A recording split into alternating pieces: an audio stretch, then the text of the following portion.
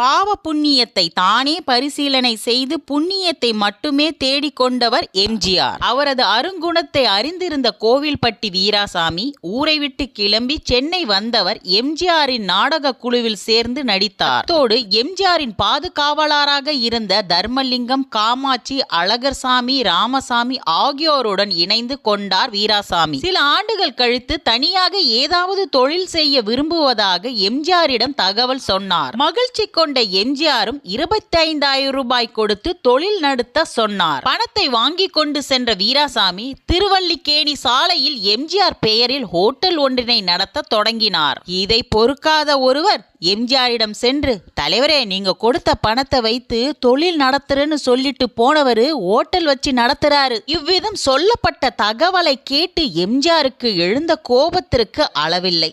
ஏனென்றால் அன்னதானம் என்று சொல்லப்படுகிற உணவை காசுக்கு விற்பது தவறு. அந்த மாதிரி ஹோட்டல் நடத்த போகிறேன் என்று யார் வந்து உதவி கேட்டாலும் தரக்கூடாது என்று கொள்கையினை கொண்டிருந்தவருக்கு வீராசாமி ஹோட்டல் நடத்துகிறார் என்றவுடன் வீராசாமியை உடனே அழைத்து வர சொல்கிறார். தலைவரிடம் யார் எப்படி இந்த வியாபாரத்தை பற்ற வைத்தார்களோ ஒன்றும் புரியவில்லையே என்று கவலையுடன் கூடிய பயத்துடன் ராமாவரம் தோட்டத்திற்கு சென்றார். என்ன ஹோட்டல் நடத்துறியாமே? ஆமாம் தலைவரே. அன்னத்தை எப்படி விலைக்கு விற்கலாம்? தலைவரே, மற்றவங்க எல்லாம் 6-7 ரூபாய்க்கு அளவு சாப்பாடு போடுறாங்க.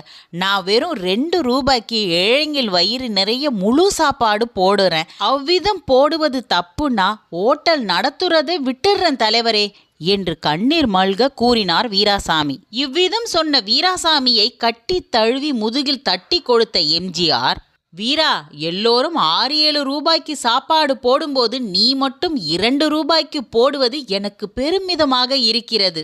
தலைவரே, என் குடும்பத்தில் உள்ளவங்க இதை வச்சு சாப்பிட்றதுனால தான் இது வியாபாரமாச்சு. இல்லாட்டினா இதுவும் இலவச சாப்பாட்டு தான். ரொம்ப சந்தோஷம். இப்போ 2 ரூபாய்க்கு சோறு போடுறது போல தொடர்ந்து போடு. அதோட உனக்கு இன்னொரு கடை வைக்க ஏற்பாடு செய்கிறேன். அதை வச்சு அதுல வர வருமானத்தையும் குடும்பத்துக்கு பயன்படுத்திக்கோ என்று மக்கள் திலகம் எம்ஜிஆர் சொன்னார். அதன்படி வாழ்ந்து வந்தார் வீராசாமி.